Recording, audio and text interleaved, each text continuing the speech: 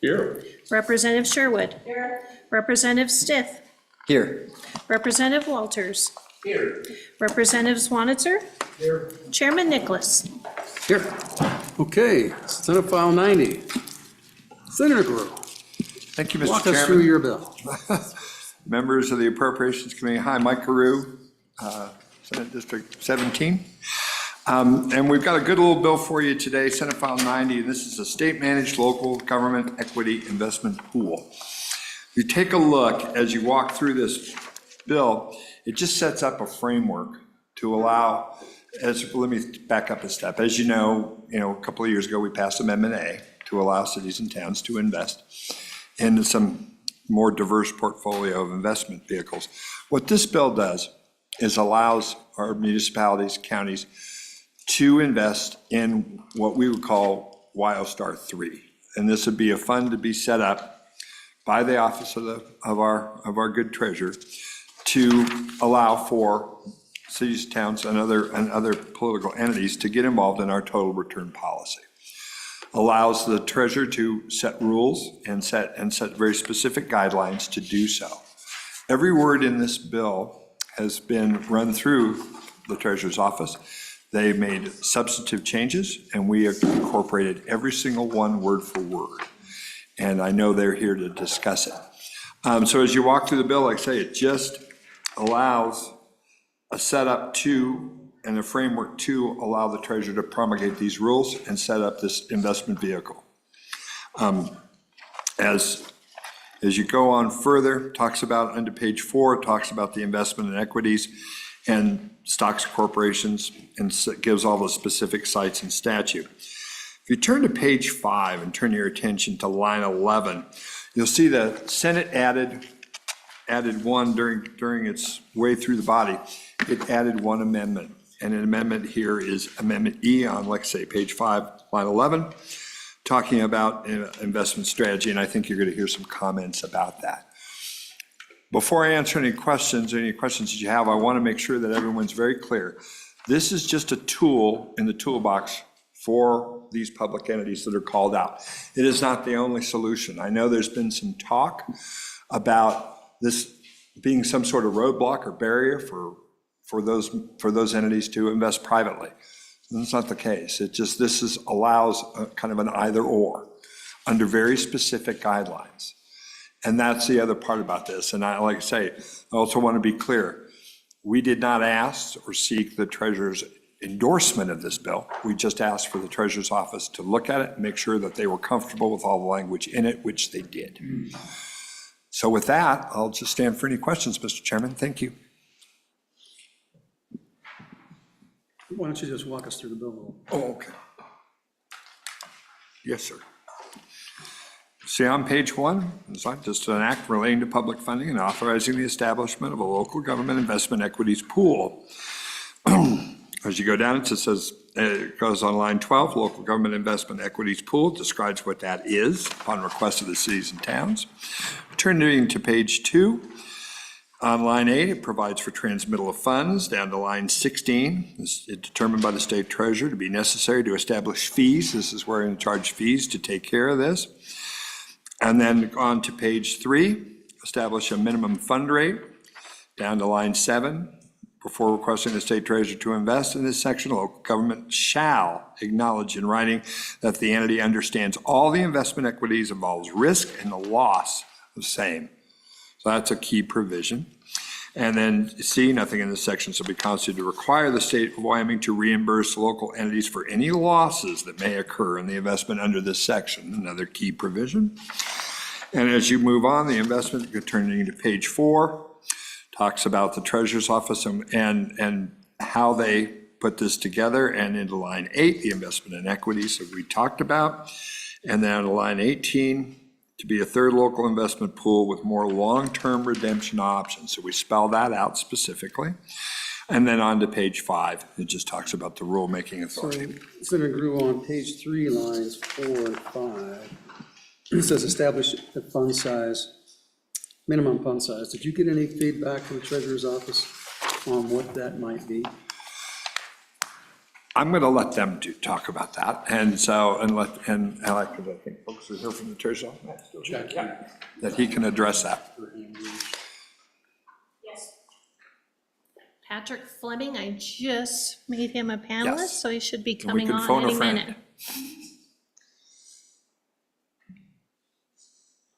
There we go. About time we've seen your pretty face. Yes, Mr. Chairman, Patrick Fleming, CO from the Treasurer's Office. The fund size, what we want to do is spend some time in looking at all of the various aspects of not only the fund size, but the time that these entities need to be invested in these securities. As all of you know, that the equity cycles are much longer. You do not want somebody who's coming in and out, so we want to hold on it. They want to hold on to these securities for an extended period of time. So it would need to be a large enough investment that would not impact the size of the fund with a 30 to 60% drawdown, which we've seen many times over the last few years.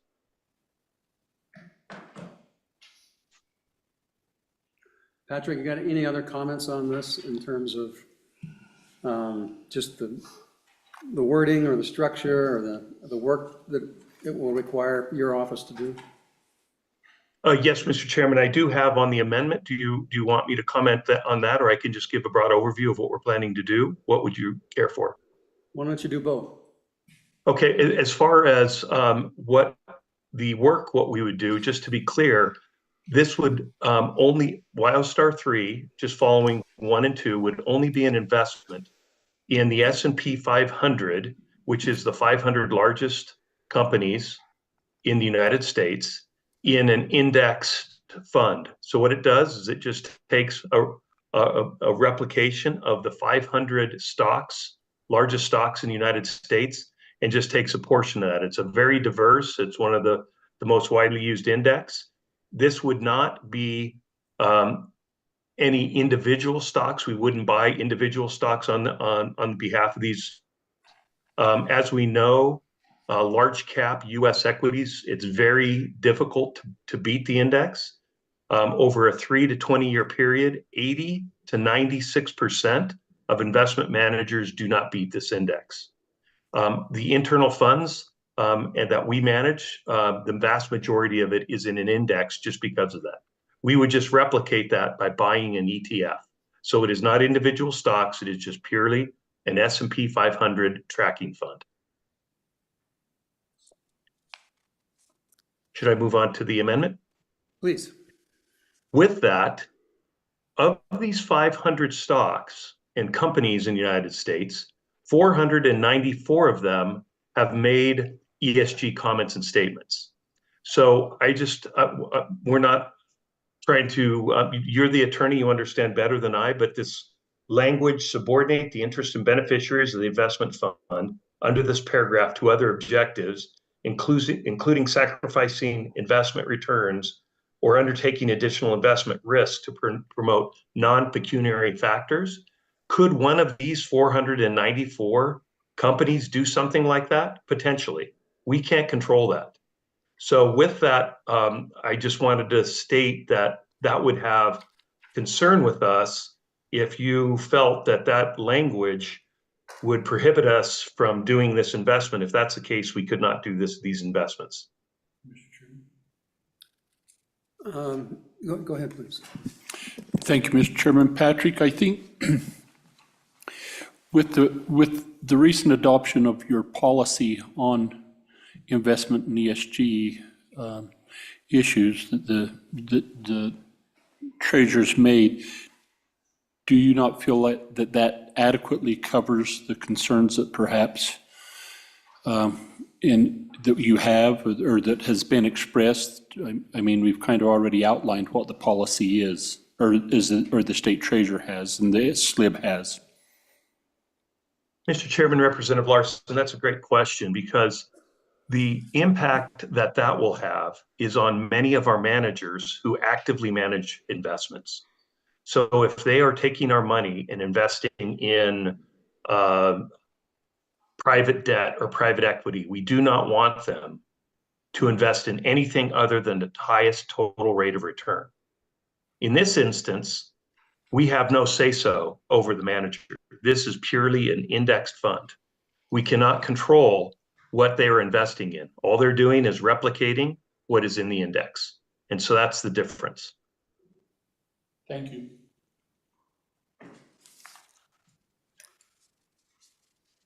And so, Patrick, I'm curious, are there currently funds that we're holding that would, in various entities, that would likely want to transfer over into this account if we set it up? Mr. Chairman, we've heard from some of the entities that this would impact, and some of them do not want to have that responsibility to potentially have a large loss, and others who absolutely want to be able to invest in equities. As you know, typical equity cycle is 5.5 years. So the treasurer could look at this and say, only monies that would not be needed for a 5-year cycle, because you don't want to be in a position where you buy and then the market goes down and you're forced to sell, that you'd want to have the ability to go through an economic cycle. Where he stands and where he would want to go for the timing, I'm not sure, but that would be something that a fund that could withstand holding on to this investment through a cycle is typically what we would be looking for in any equity investment. Okay. Any other questions for Patrick? Representative Zwanzer. Thank you.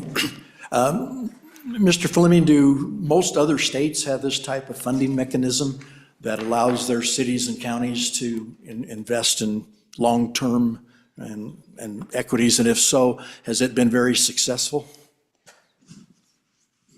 Mr. Chairman, Representative Zwanitzer, I do not know how many other states have this set up. In all of the other funds that I deal with, which are about 18 different sovereign funds in the United States, I'm not aware of one that would do this, where the office that invests the funds of the state also would invest on behalf of local municipalities. Go ahead. Thank you, Mr. Chairman. So Patrick, following up on that question, I would take it to mean that most other states that allow this kind of investing let the local governments just go through a private investment firm versus the state investment firm, if you will. Mr. Chairman, Representative Walters, I do not know. Thank you. Okay. Any further questions for Patrick? Oh, Representative, okay. Mr. Chairman, no. Okay, any other public comment?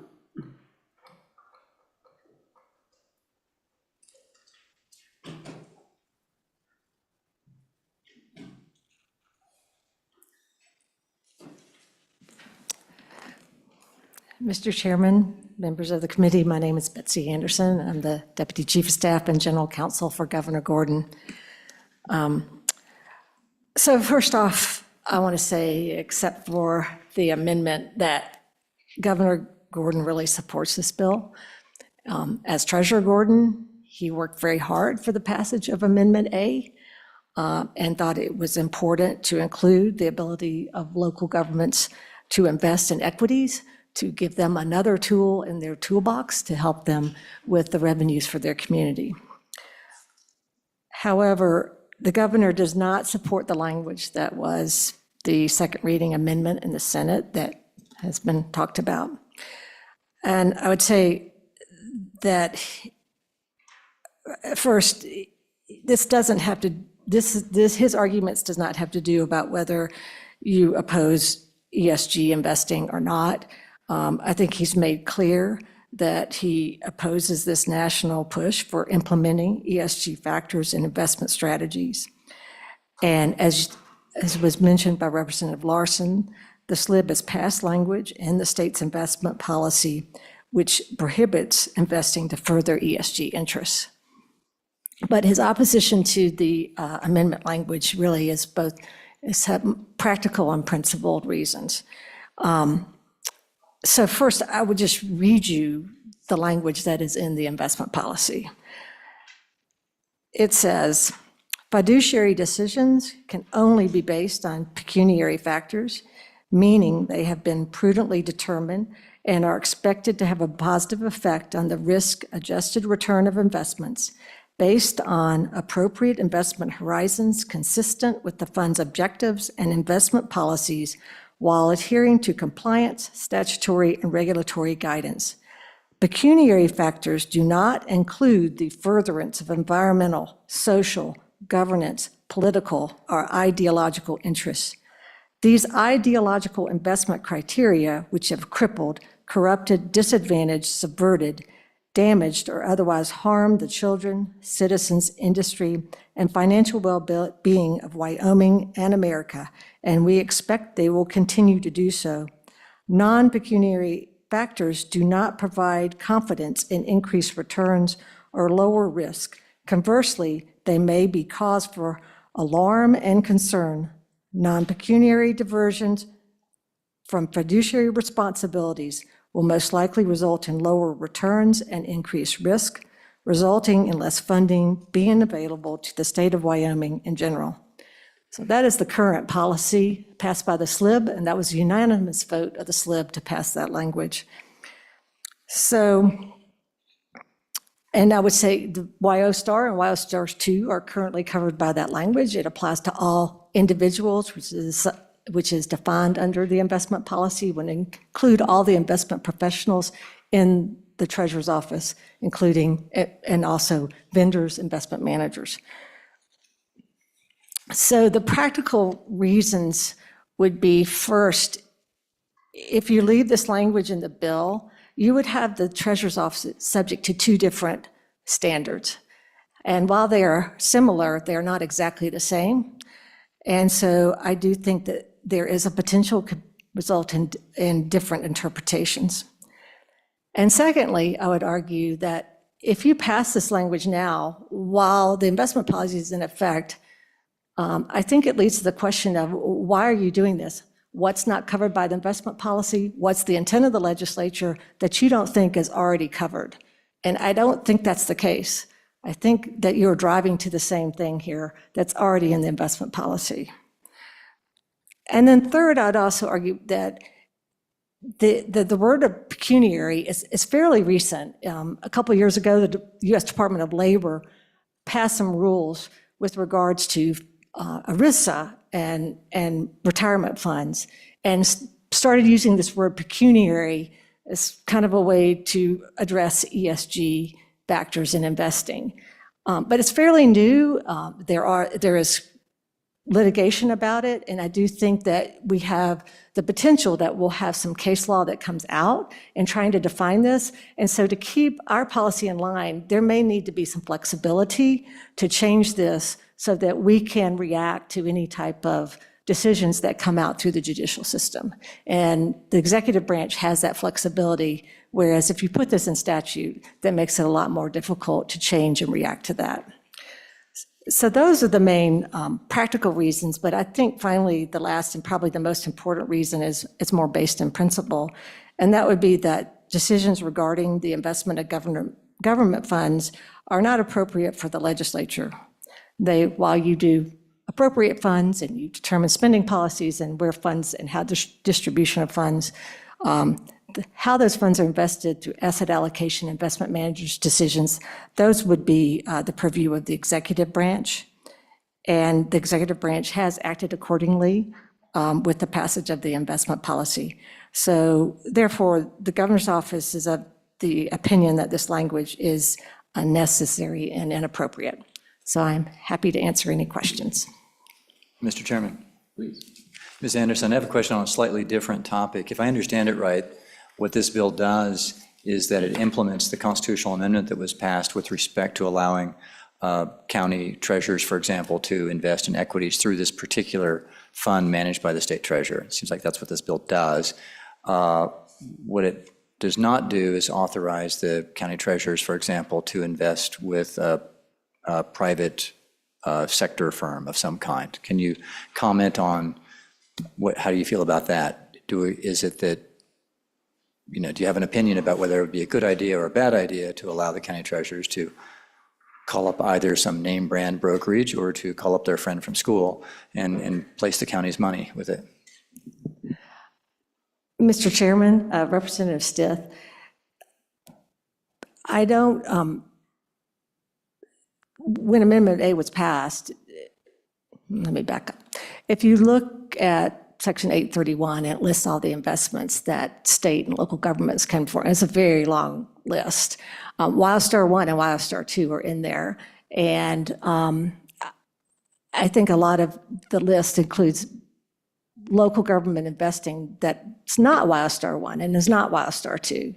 So I don't know. I have not had the conversation with the governor, but I don't know that see that as exclusively the treasurer's office is the only one that can invest on behalf of local government entities if they want to utilize other means of investing. But again, they would have to go through the criteria in the Constitution to be able to do that. Mr. Chairman, so Ms. Anderson, so it's your opinion, you think that right now county treasurers can put their money with private sector in equities? I thought there had to be implementing legislation. Mr. Chairman, Representative, I was not saying that they could do so right now. I said they would have to meet the requirements of the Constitution to be able to do that. I've only looked at this at the top level, but it does say that the local governments, I would need to pull up the language, but there is language, I believe, that local governments can invest as authorized by the board. And I don't know if that applies to equities or not. So that's what I would have to look at, but then that would require board approval, that would require SLIB, as I say, board SLIB approval to do so. And that could be a statutory, again, I don't know if that statute currently gets you that far. I would have to look at it and think it through to see if it gets you that far. But if it doesn't, I think if the legislature, through the 2/3 vote of each body, wanted to add to that list in 831, that local governments can invest in equities as approved by the board, and then the board wants to say that they can do this through private means, that would get you there. I'm sorry if I'm confusing the matter. Further questions? Any other public comment? You got someone online that wants to comment? Want to do that now? We'll go here Okay. first. Just get them ready. Please, go ahead. Thank you, Mr. Chairman. For the record, David Fraser, Executive Director, Wyoming Association of Municipalities. I want to lead with thank you.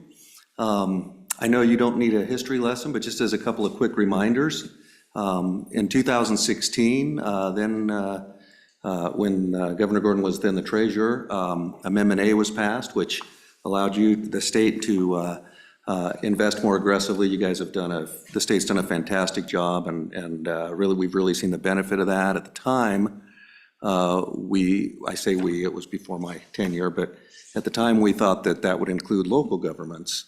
And of course, the AG opined that it did not. So in 2021, the legislature overwhelmingly passed legislation to place on the 2022 ballot a question, should local government, should the Constitution be amended to allow local governments to do this?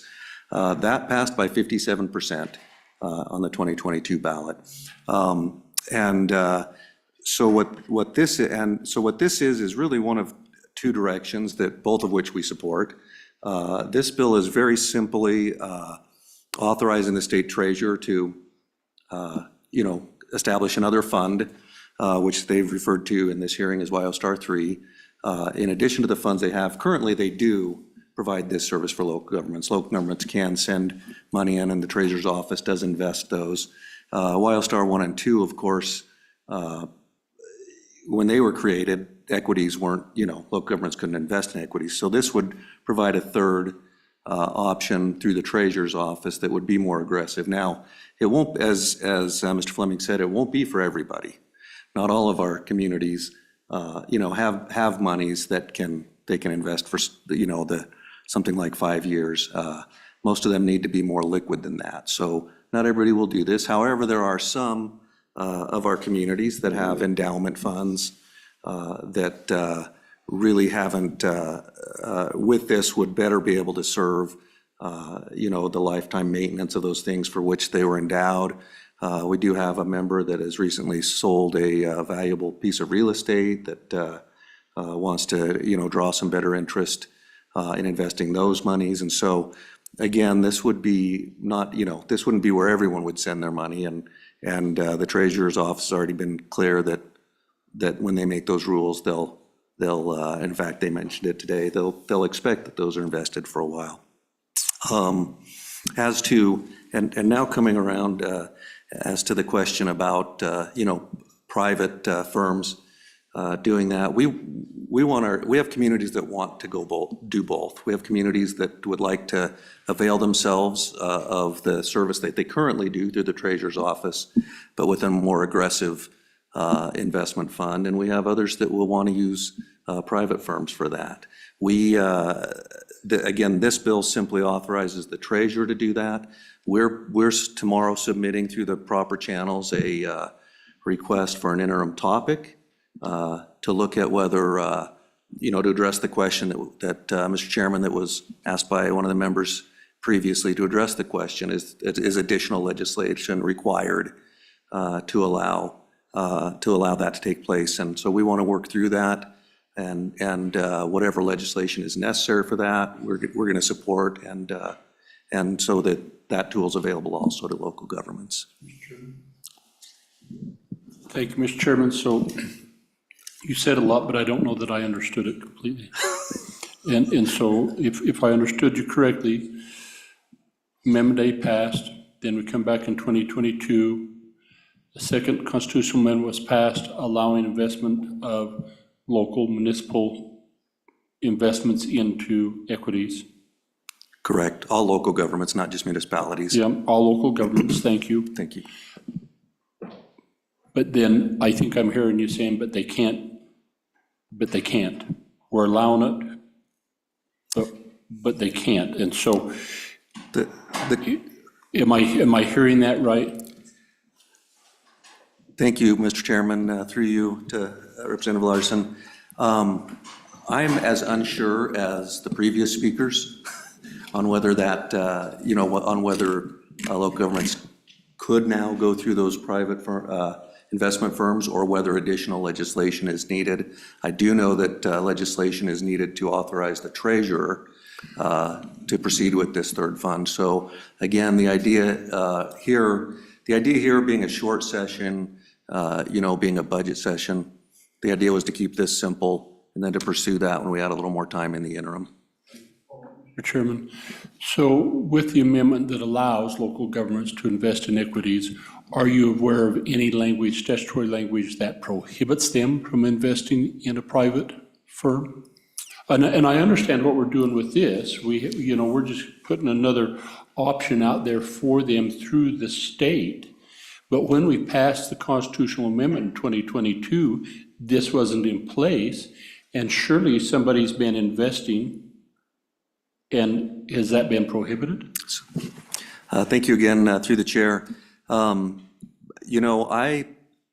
needs a little more homework, but I wonder if, I want to set in motion the wheels that will allow us to get additional legislation if necessary. But, I plan to get with our attorney and have them have some further discussions with, about whether that is prohibited. I wonder if maybe it's allowed presently, but we need to suss that out. Mr. Chairman, Go ahead. if I may, I think the answer is just no, they can't, because the 2021 House Joint Resolution 9 that became Constitutional Amendment A on the ballot in 2022's, by its language, it says the legislature may provide by law for the investment of county, city, township in the capital stock of association. So it requires implementing legislation, is my understanding. Thank you. Go ahead, Bob. Mr. Chairman, my understanding is that we're prohibited from investing in equities, period. WildStar, we can invest municipal and county funds with private funds in bonds. and some government securities, but my understanding is equities are prohibited. Bob, would you identify yourself for the record? I'm Bob McLaurin with WHAM. Thank you. And Mr. Chairman, again, it is our intention that we want to see that authorized as well. Whatever legislation is necessary to authorize that, we're going to support as well. In the meantime, thank you. Thank you for putting it on the ballot for us, and thank you for this and whatever additional authorizing legislation we'll need. Okay, further questions? Other public comment? Any other public comment? Seeing none? Oh, yeah, go ahead. Mr. Cowan, go ahead. You're muted. No, he's just not. Mr. Cowan, we cannot hear you very well. I don't know if my system's not working. Can you hear me now? No, sir. Well, I'll just drop out then. He said he'll just drop out then. Okay. Mr. Chairman, Mr. Cowan, the audio is there, it's just very faint. If you're able to turn your volume up, that might help.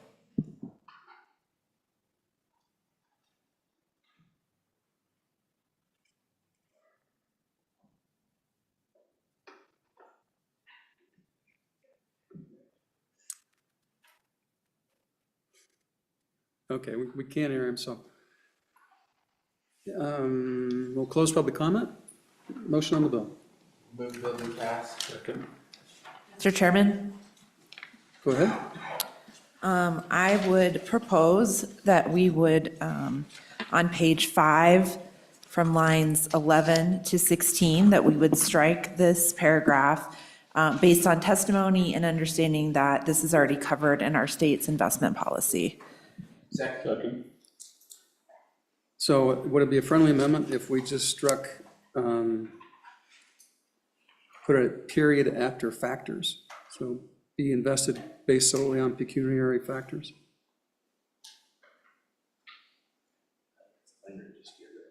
All right. Motion to strike E. All those in favor say aye. Aye. Those opposed? That motion carries. As amended, any other amendments? Roll call. Representative Henderson. Aye. Representative Larson. Aye. Representative Sherwood. Representative Stith. Aye. Representative Walters. Representative Swanitzer. Aye. Chairman Nicholas. Aye. Okay. You bet. One of your co-sponsors will carry it on the floor, I'm guessing? Endeavor that. If not, can find one. Yes. Yeah. Yes. Thank you very much. We'll call it the pork chop bill. Okay. Senate file 64.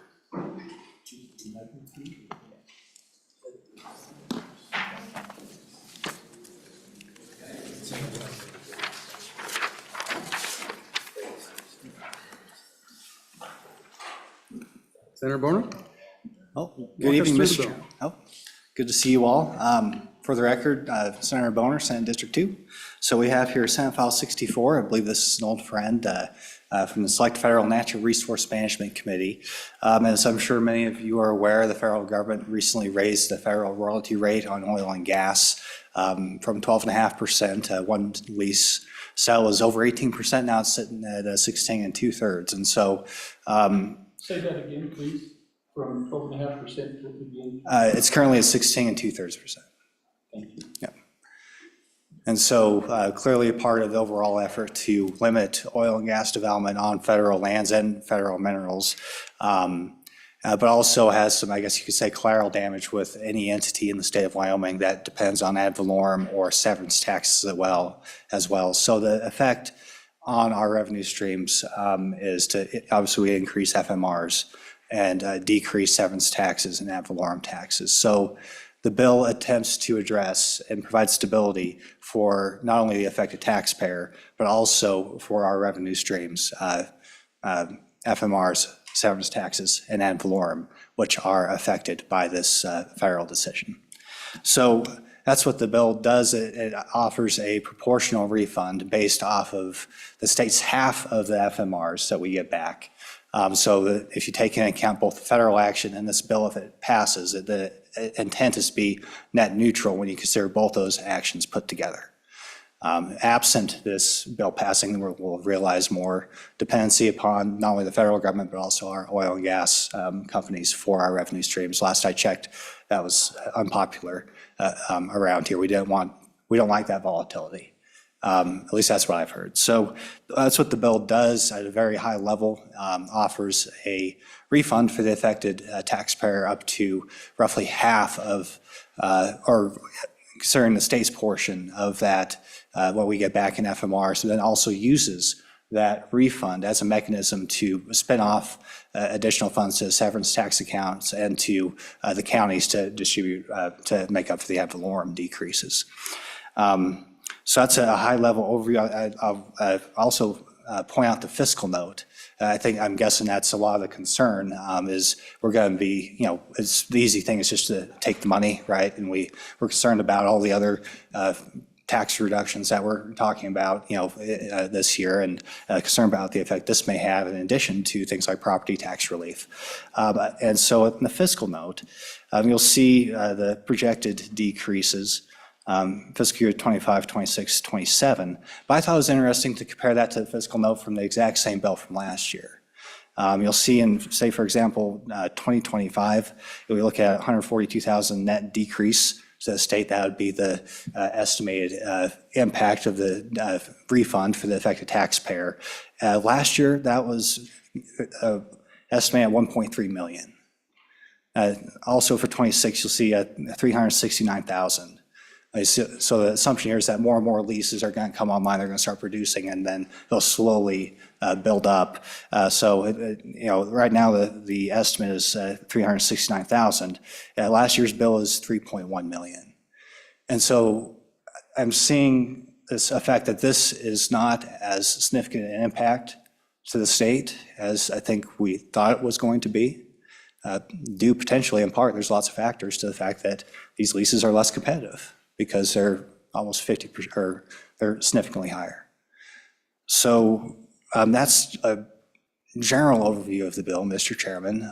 We could pause here, we could go into the more detailed analysis of the legislation if you'd like. It's up to you, sir. Mr. Chairman?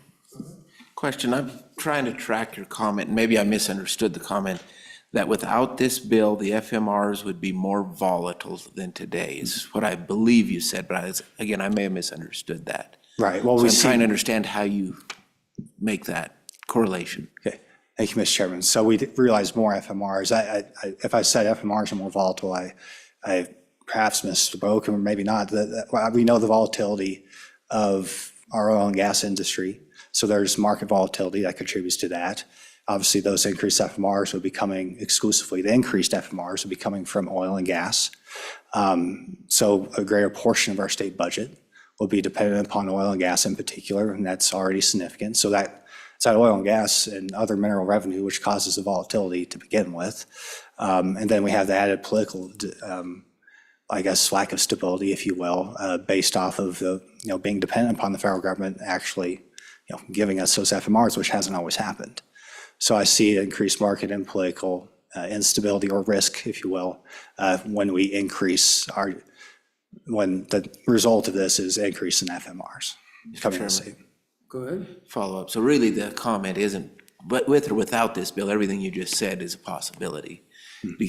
This bill really doesn't have a bearing on the FMR volatility. All the political uncertainty and all of that is in place with or without this bill, is what I would reason based on your comments. So I think it's just the increased amount that would come off of it is all you're referencing, is what I think I heard. Right. And Mr. Chairman, let me explain further. I would not want us to become dependent upon those increased FMRs if we are supporting programs with that increased revenue that our constituents depend on. Then there's just an increased dependence upon those tax revenues, which, you know, if they go away, we're going to have to find a different way to pay for them, or we're going to have to cut the service. So that would be the concern. Go ahead.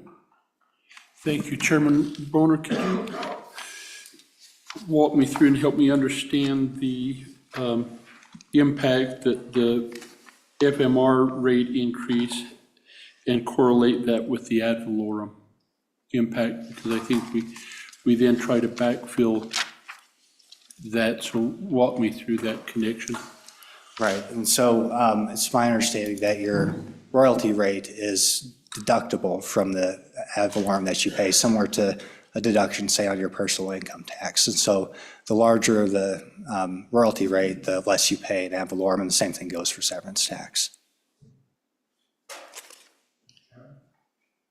Go ahead. Thank you, Mr. Chairman. Mr. Chairman, just for clarification, what problem are we trying to solve? What's the need? What won't happen? What is prevented from happening if we don't have this guidance?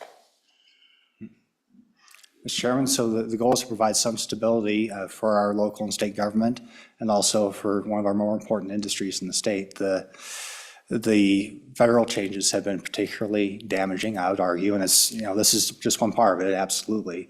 But you look at our rig count, last I checked, it was at 11. And the price of oil is pretty good.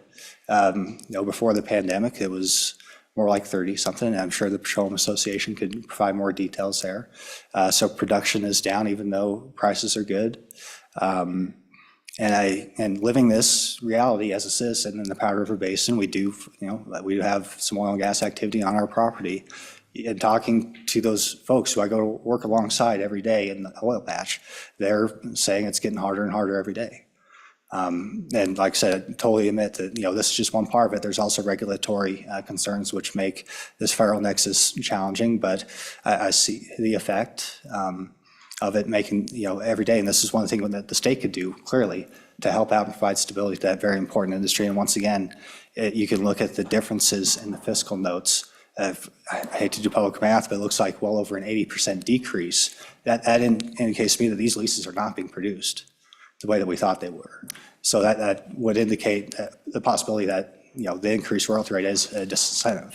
So if we can cut that in half, maybe that's a good thing. Mr. Chairman. Go ahead. Senator Boner, so is it fair to say the policy behind this bill is that the higher you tax an activity, the less of that activity you get? And that what this bill seeks to do is to refund a portion of the tax increase back to the taxpayer? Is that what's happening in this bill? That's correct, Mr. Chairman. And yeah, that's the goal, and provide some stability, recognizing it's a very complex discussion, and this is one of many factors. Mr. Chairman. Go ahead. Thank you, Mr. Chairman. Why do you think it's the state's responsibility to make up for poor federal policy? Well, Mr. Chairman, I think that goes right back to our founding of our nation. The state and federal government were supposed to be in competition with each other to a certain extent, and that friction results in, you know, greater individual liberty. So I think you can trace that all the way back to very philosophical roots. For me, I think that, you know, we recognize the importance of our industry, oil and gas industry, not just in providing revenue to our government, but for me, being in the central part of the state, those are my constituents who go to work and whose livelihoods depend on their ability to work in that field. So sorry, go ahead. Do you know any private landowner that is entering into oil and gas leases for less than 16.25% right now, or 16.75%? Well, no, Mr. Chairman, but you have to take into account the entire picture. If you just take the royalty rate, you're not looking at the regulatory burden that the federal government places upon these operators. And just anecdotally, I mean, back when, at least in the Powder River Basin, when these large operators first started exploring and, you know, looking into horizontal drilling and everything, they were avoiding the federal nexus, even when it was at 12.5%, the best they could. It's hard to do. It's impossible to do now. But they were avoiding that because of the regulatory burden and the political risk associated with drilling into that federal nexus. That was about 2012 timeframe. So Do you know of any other developments or production where we are rebating back to the local governments impacts from ad valorem? what's that, Mr. Chairman? Do you know any other instance where we receive royalties on behalf of the state of Wyoming because they're, our dollars, where we rebate part of that tax impact back to because of the amount of severance, back to the locals? No, Mr. Chairman, this is the first time the federal royalty rate has increased in quite some time, and so this would be a new situation that we're dealing with. We're dealing with an evolving situation the best we can. Mr. Chairman. Go ahead. Senator Boner, would you agree that many of the property tax bills we're considering here in the legislature this session do exactly that, there's a tax discount to the taxpayer, but we're backfilling it to the local communities? Well, that would be one, I guess, one example of not something that's in response to the federal changes, but an evolving situation within the state where we have to decide whether we're going to backfill local government based off of decisions that the state made. I would argue that the difference here is simply a decision that the feds made. And we have the opportunity to, I guess, backfill the counties, if you will, and local entities. But that's a decision that we can make or not make. The same as with property taxes. So how is this going to be implemented? Is that a question for the department or, okay. Come on up.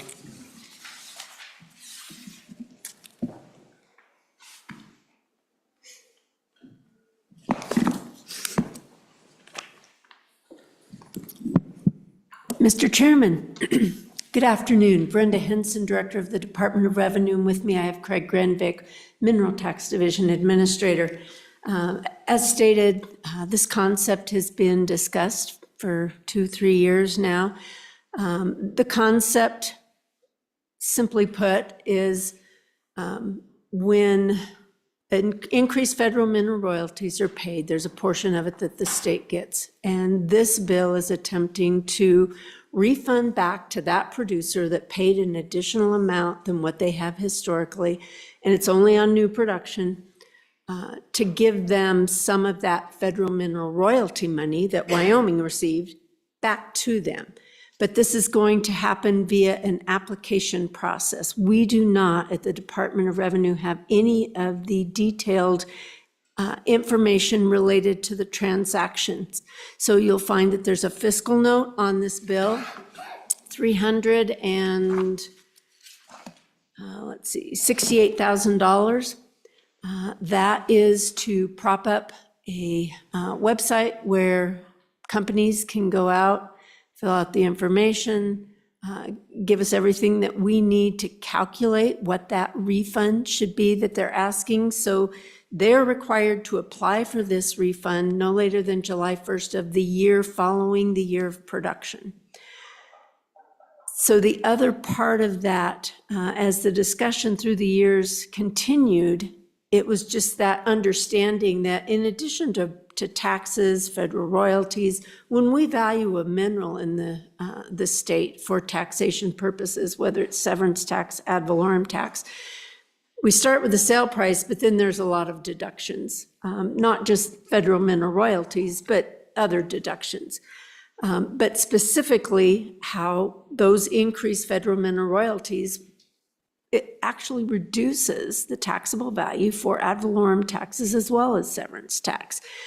So the concept was, how do we backfill that? So we're choosing this one piece of that appraisal process that we're going to determine a value, know where that value was produced, and then give county treasurers a check that they can distribute to all the taxing entities to somehow reimburse those entities for tax dollars lost because the producer paid an additional federal mineral royalty. We believe that we can program that. It certainly is a new concept. But this money really does not come from the severance tax dollars. It's really coming from federal mineral royalty dollars that Wyoming receives that are transferred into account that we then use to reimburse the local governmental entities via the county treasurer. We won't be sending checks out to all the taxing entities. We'll just be sending those checks to the county treasurer and they'll distribute those funds. And then, of course, the refund check to the taxpayer. What we have not figured out yet is what if the taxpayer doesn't agree with us in the amount that we've deemed appropriate for a refund? I don't believe that that can be litigated, but that's a question that we'll find later. Everything can be litigated. But with that, Craig, Mr. Grunbeck, if there's something related to the valuation process that. So the cost that you have, the $369,000, the way you described it, that's the cost you're going to incur. Mr. Chairman, that is accurate. That is the cost to have our software vendor program this process by which we're going to process refunds to the producer and refunds to the counties. Then it's a one-time cost, and then the maintenance of that program will get rolled into our vendor contract. So then what's the $680,000 for 2027? Mr. Chairman, Craig Rendick with the Department of Revenue Mineral Tax Division. That portion of the fiscal note was generated by LSO. What I believe they're depicting here is basically the calculation that is the overall loss to the state of the federal mineral royalties that are going to be given back to the producers in the form of the severance tax credit. Refund. So what I don't quite understand is if this is similar to the prior bill where the impact was 3.1 million, that's substantially less than, that's almost 4 times less. And so I don't quite understand how those numbers jive. Mr. Chairman, once again, the department didn't calculate these. They were done by the LSO, but I do know, just in general, that there are a lot of older leases out there that have the older 12.5% rate, and so it's going to take a little bit longer than anticipated previously for the higher rate leases to come into effect and be drilled and utilized. Correct. Larson? Madam Director, so help me track through this a little bit. And so at the end of the day, we're trying to ease the burden on the producer, the taxpayer. And I think I understand that. But then we're taking general funds to replenish general funds but we're doing it in that name. So I'm not, where I'm struggling a little bit is but then we're making up the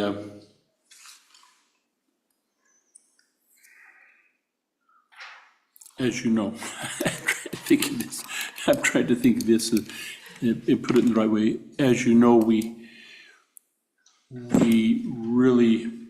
haven't increased a state tax burden. Any increases in tax burdens really come from the federal entities. But then the folks that are impacted by these increased tax burdens, like counties and locals through the ad valorem calculation, then are taking a hit. And if I'm understanding this bill, the expectation is that the state should backfill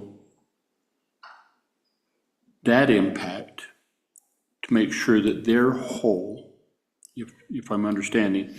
So the entity that's really, or the government that's really taken the hit on this is state government.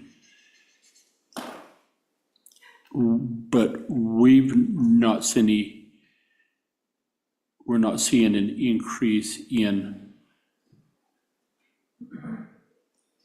taxation. So if you can give me that point, then I guess maybe the thought is then the incentive then would be that if we can do this, then there'd be more incentive to produce more oil, knowing that we'd do that and it would overcome that. So walk me through that. Mr. Chairman, Representative Larson,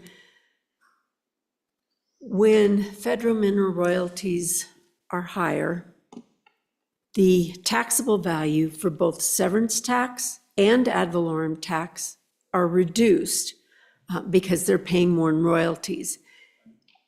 The good sponsor can explain it better, but I believe from my participation in these discussions is that the state of Wyoming is refunding to the producer the federal mineral royalty that was paid, not the severance tax or the ad valorem tax.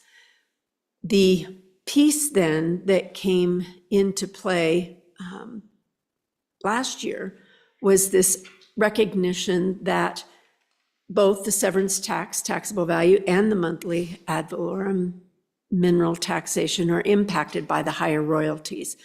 And so there was some effort in the bill to make those county entities whole, basically provide them with a tax dollar amount that ignores the fact that the federal mineral royalty amount increased for that producer.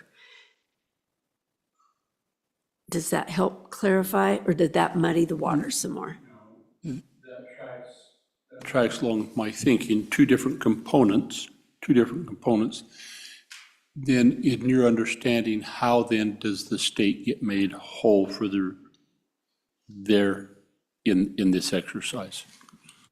Mr. Chairman, Representative Larson, I believe the theory was the state is receiving more federal mineral royalties due to the higher percentage because we get a percentage of their federal mineral royalties. So the thought was we're collecting more money and somehow we aren't going to keep it, we're going to give it back to the producer.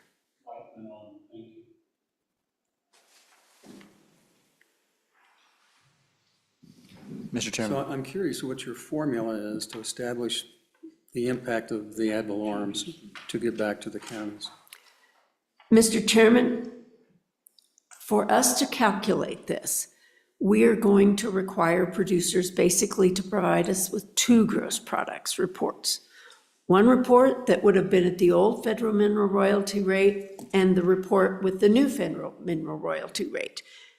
When we get that information, we'll be able to calculate what the difference is in that taxable value, and then we'll use that difference for taxable value to do what that, I guess, backfill, if you will, to the local government should be. Mr. Chairman, two questions. First, Ms. Henson, so if we deleted the portion of this bill, I think it's on page 4 that provides for the backfill, if we just deleted that, the rest of the bill would still function in terms of the taxpayer getting a refund. Is that right? Mr. Chairman, Representative Stith, yes, there are basically three calculations in here. One is, what is the amount of the refund to the taxpayer?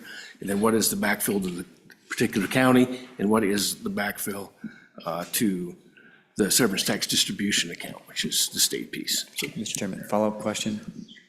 Mr. Chairman, Ms. Henson, so then the next question is an administrative burden question to you. If on page 8, bottom of page 8, and then on top of page 9, I think, if you change this so that, because bottom of page 8 talks about the maximum refund you can possibly get, right?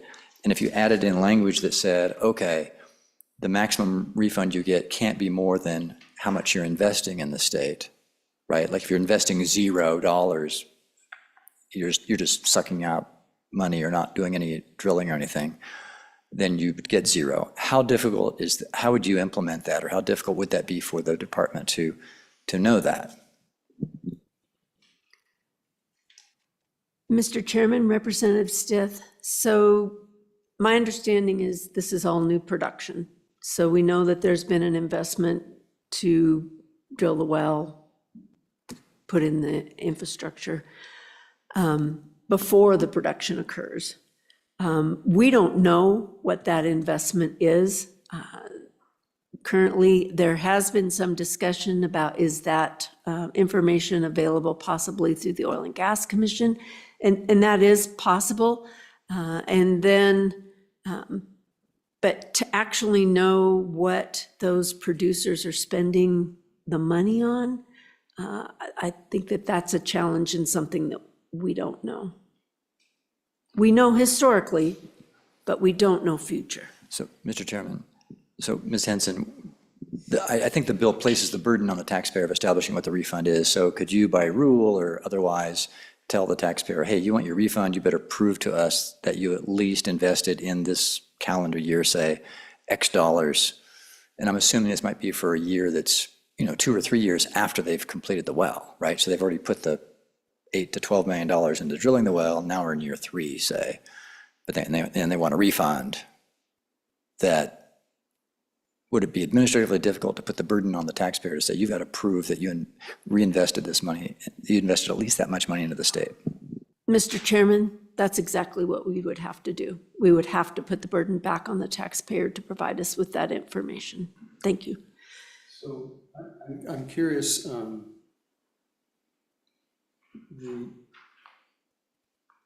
this is probably for the industry. The estimated cost is after 2028,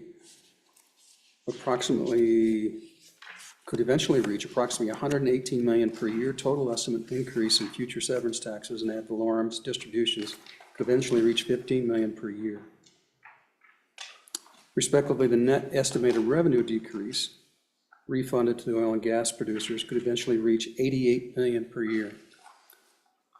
Is that consistent with the figures that you've calculated? Mr. Chairman, we don't know. Yeah, I'm asking the guys behind you. Mr. Chairman, Yeah. may we be excused?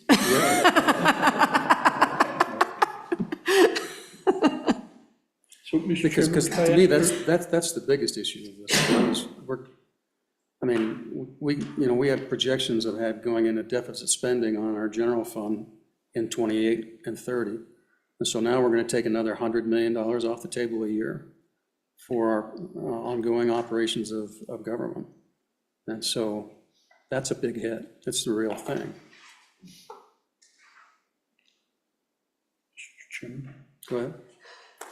Brenda, and so if I come back and helping my feeble mind understand this a little better, so then this would only apply to that increase of 4 1/6, right? And then that distribution's like 49% comes back to the state, and then we would take half of that 49% to put into this account. And no? Go ahead, Senator Boner, please. I'm just wanting to make sure I'm tracking this accurately. So we got the 49% of that increase, right? Yes, sir, that's what we assume we're going to be getting back. Then we further reduce that by 25%. And would be the amount available for the refunds.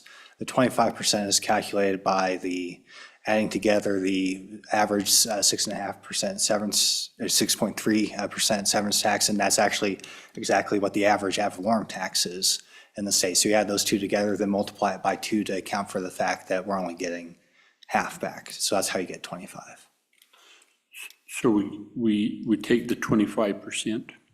And that's the pot money we use to make the severance tax account and the ad valorem whole. Okay. Was the ad valorem back to the counties always in, Mr. Chairman, I apologize, was that always in the bill? That was the last edition that we made that for last year's bill leading up to the general session last year. So that was the last little bit we figured out.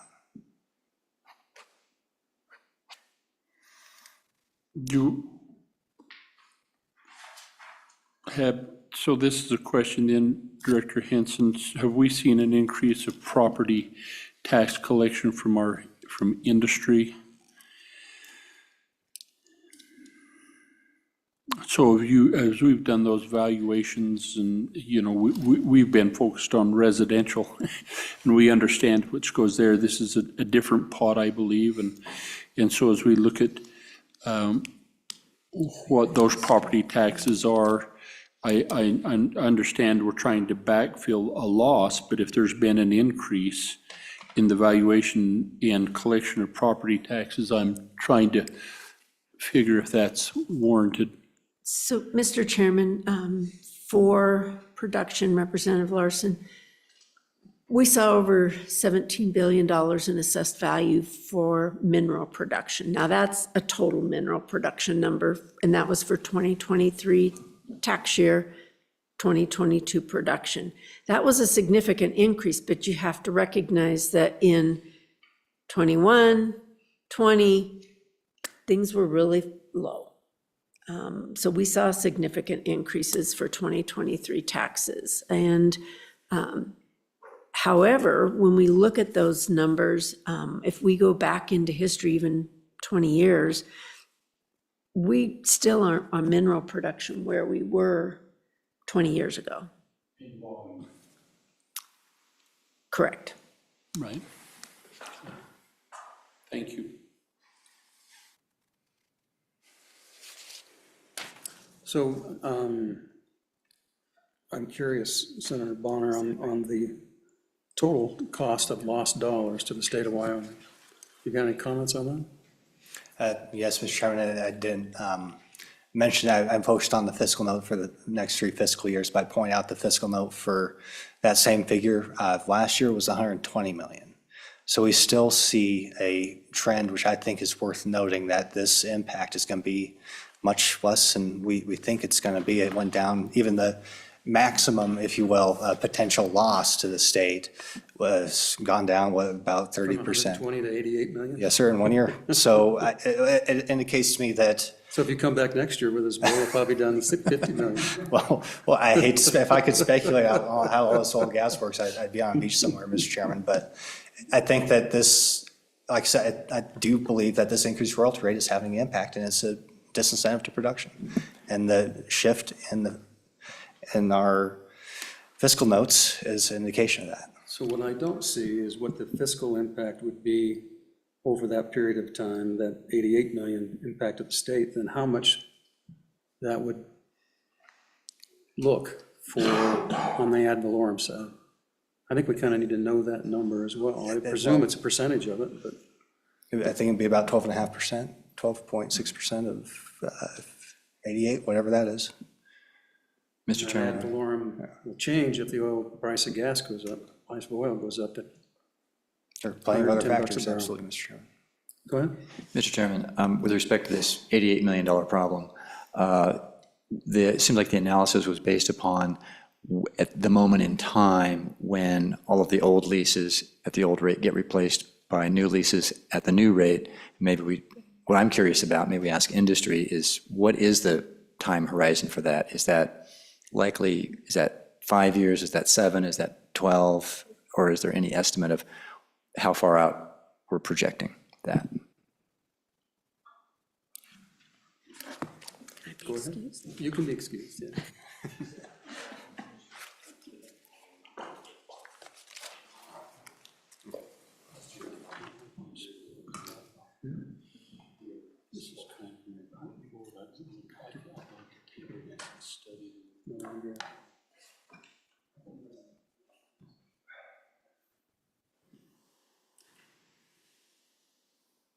Mr. Overmuller. Good evening, Mr. Chairman, members of the committee. Pete Obermuller, Petroleum Association of Wyoming. Very happy to be here for my annual meeting and to answer your questions about this bill that you all have seen before. So, Mr. Chairman, I'll answer some of your questions. I wanted to start, however, by a little bit broader conversation, basically to answer Representative Henderson's questions about what are we trying to solve.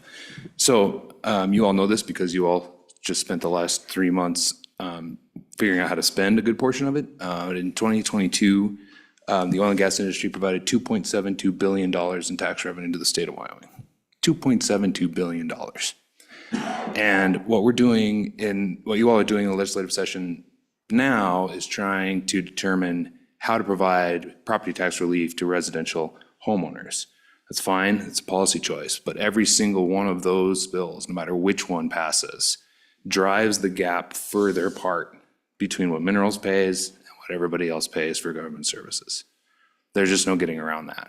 That gap is enormous, and it grows by passage of that bill, or any bill that deals with property tax relief. So what this bill does, Representative Henderson, is in a very small way, a token way, quite frankly. It provides a little bit of relief to the largest taxpayer in Wyoming by a long shot. So that's why we support the bill. To answer some of your questions, so first of all, let's talk about the backfill, the 25% backfill. So this bill really has nothing to, there's nothing about this bill that has anything to do with the decrease in ad valorem and severance based on federal mineral royalties. That happens anyway. What's interesting about this bill is it actually contemplates it. If you don't pass this bill, that decrease happens to ad valorem and severance anyway. And then you have to backfill it some other way, I guess, whether that's through the normal process of paying local governments or not. But that happens. What this bill does is actually accommodates for that and takes the state share of the taxes that my members pay and does that backfill for you. So the state's, what the conversation is talking about, the state's loss or making the state whole, the state is not whole no matter what when the federal government raises our royalties. It hurts the state, it hurts us, it hurts everybody when the federal government takes these actions, which is why we all opposed it, it's why our federal delegation opposed it, and all of that. So this contemplates solving that problem. At least for this tiny little amount moving forward. So to answer Representative Stiff's question about the timing, it's a very long time frame. So the fiscal note on the $100 million or so does contemplate what if all the leases flipped, or at the end of the flipping process, what it might look like at the end. That runway is very, very long. We have leases that have been in production for years and decades, many decades. Those could go a very long time. It's all about new leases and contemplating new leases. Now, obviously, this can change depending upon what's happening at the federal level. But leases in Wyoming under the current administration are hard to come by. I think in the next lease sale that the Biden administration is offering, I don't have the numbers in front of me, I couldn't find them really quickly, but I think it's somewhere in the order of I want to say 10 or 12 parcels. Pretty bad. So it's gonna take a while. Maybe I'll just stop there, and you all know where I stand on this. I know where you are all at on this, but I'd be happy to answer any questions. Mr. Chairman, question of curiosity, if you happen to know, Mr. Obermueller, roughly the percentage of oil produced from legacy wells, so we'll call that anything 5 years old or older, versus the amount of oil produced from new wells, which we'll call 5 years or newer. Yeah, Mr. Chairman, Representative Walters, I could not give you that number off the top of my head. I'd hesitate to even speculate. I could probably find it out, or maybe Mr. Kropatch could pull it out of his hat. I don't know, but I don't know. And I ask from the standpoint of, you say, the flip from the 12.5% rate to the 16.67 rate is a long runway, so then trying to figure out how much of today's production is under an older rate versus the newer rate to get a better feel for what that would be is all. But it's all right if you don't know. Yeah, well, Mr. Chairman, I mean, the answer to that question is there's very, very few leases currently under the new rate currently. That's partly why the short-term fiscal note is so much smaller, and why it's smaller this year than it was last year, in part because it's become more clear how hard it is to get new leases and to operate on those leases right now. Mr. Kropatch may know this. it may be something you can count on two hands currently. I'm not totally sure. Another question, and it was asked earlier and not really fully vetted out. What do you estimate the royalty rate on private leases to be here in the state of Wyoming? Mr. Chairman, Representative Walters, the private royalty rates are not, I can't give you that answer because private royalty owners don't like to disclose that answer unless they're disclosing with each other to try to make it higher for us. But other than that, they don't disclose it. But Senator Boner already pointed this out. The question of the difference between private and state and federal royalty rates has long been a talking point of the anti-oil and gas environmentalists, that somehow because the private asks for one rate and federal asks for another, that everything should just be equalized to whatever the private is. The fact of the matter is my members are willing to pay royalty rates and services, et cetera, for effective and professional regulatory processes. In fact, Mr. Chairman, part of that that over $2 billion in revenue includes $10 million annually that my industry pays to agencies in the state. So we're willing to pay for them. But to somehow equalize what was paid for private, paid to federal, is apples and oranges. And I've heard it for 10 years and or longer, and it's not compelling to me. That's because you sit on that side of the table and we sit on this side. Mr. Chairman. Go ahead. So if we amended this bill to say that the limit of the refund is capped out at the amount that the taxpayer has invested in the state, in the industry during that year, their expenses for that year, is that going to, one, make any difference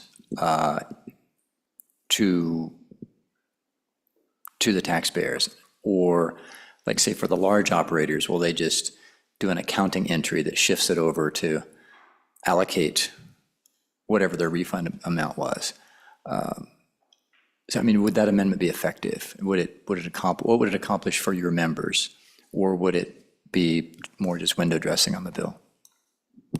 Mr. Chairman, Representative Stith, I appreciate the question. I know you and I have had this conversation, and initially there was language in the bill early in the interim about requiring investment in the state. It was removed because in a sense, it was window dressing because the money is fungible. So whatever revenue that we get or tax refunds that we get that was originally revenue created by us, whatever, wherever they spend it, invested here, invested elsewhere, it's fungible. So it didn't seem to do much of anything. Now, if you were to say refunds are available for these specific purposes, perhaps there's something there. I don't know. I think that would probably that might limit who applies, and maybe that's a good thing from your perspective. I don't know, but I don't. I mean, I'm fumbling around because I don't really know a good answer. I don't know the answer to that question. I don't know whether it would be effective or not. Mr. Chairman, just one last item. I think there was a question about property taxes paid.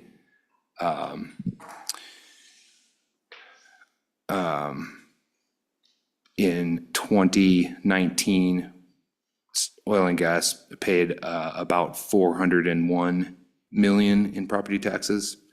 In 2020, it was $467 million. In 2021, it was $581 million. In 2022, it was $778 million.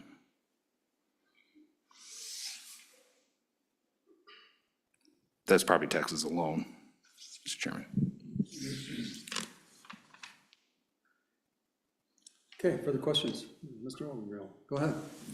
Thank you, Mr. Chairman. Mr. Obermueller, some of the residential property tax relief that we have going in the legislature is trying to help out some of the poorer people, the ones that can't afford it. So is there an amendment or a group in the oil industry that we could specifically help stay in business as compared to just, I assume this legislation is a blanket cover for all the oil companies. So is there any way we can target the ones that need it most? Thank you, Mr. Chairman. Representative Swanser. So 80% of Wyoming's oil and gas operators are small businesses. A full third of Wyoming's oil and gas production comes from about 400 companies that individually produce 2% or less of the total. Wyoming doesn't really have big oil. We have Wyoming Oil. And I don't think that it is possible to treat the similarly situated taxpayers differently in this regard. But the fact of the matter is, for the most part, Wyoming's oil and gas operators are small businesses. And to the extent that they're getting new leases, this would be helpful to them. So, Senator Boner, there's a proposed amendment. Do you want to walk through that with us? Yes, Mr. Chairman, it really gets, I think, what Representative Stith was discussing, this idea of making sure that, I guess who I look at is that you don't give a refund to a company that then leaves the state. They have to continue producing if they're going to receive the refund. And so that's, you'll see that that's in your handout. We did get that typed up, and I did run it by both the Department of Revenue and the Oil and Gas Commission, because what I was envisioning there is those two agencies working together. The Oil and Gas Commission does know in some circumstances what the projected cost of a well is. They require that information, and I'd leave it to them to describe exactly when. But this is a routine piece of information that they receive, and I wouldn't imagine it being that difficult to, just send that on to the Department of Revenue to verify that, if the amount that they're projecting to drill is more than the amount of the refund, which wouldn't be that hard to do.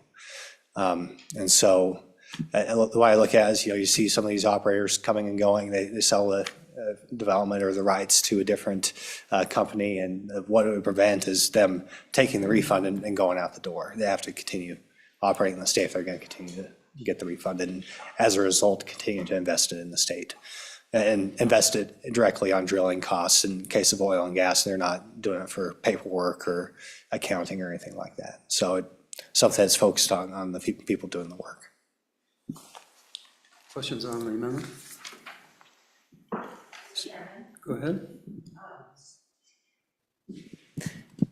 Thank you, and I applaud you for thinking outside of the box with this. It's really intriguing. I'm wondering, in terms of, when I hear the word investment, I also envision investing in communities, investing in nonprofits. Does this amendment take into consideration, beyond just a company's operations, how they may invest in their communities? Thank you. Mr. Chairman, no, it does not. It does, unless, like I said, it's focused on the people doing the work, so there's going to be jobs that are produced. It wouldn't be that hard, I don't think, to add, charitable contributions within Wyoming to the amendment, if that's what the concept is. I imagine that being a simple addition, but no, that's the whole idea, is that you're, focusing on those. All this work is subcontracted out to somebody else, the actual drilling, the completions, the fracking. It's all subcontracted to folks who show up in Wyoming, whether they're from here or not. They're still a member of our communities, and providing the wages for those workers.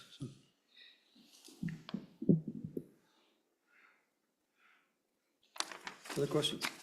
So, committee, I think we'll table this for the evening, because we want to do a little homework on it and some calculations and work on it. Mr. Chairman, if I may, I appreciate that, and to the sponsors, I know that you guys over the interim have worked on this, and we've had, this committee's had a lot going on this week, and I must confess that I've not put due diligence in this that I think that the bill deserves, and don't want to make a hasty vote that, and so I appreciate the opportunity to keep this about where I can ask more questions and make sure that I'm seeing the whole thing through some clear lenses, because I think I am, but I'm not certain. Okay, thank you, Mr. Chairman. So the net result is as you envision it, Brian, is that the full net revenues that would otherwise come to the state would be either returned to industry or returned and to locals through the rebate, readjustment, right? Yes, and the severance tax account. Yeah. So, yes, sir. Okay. So with that, we'll stand adjourned until tomorrow. You were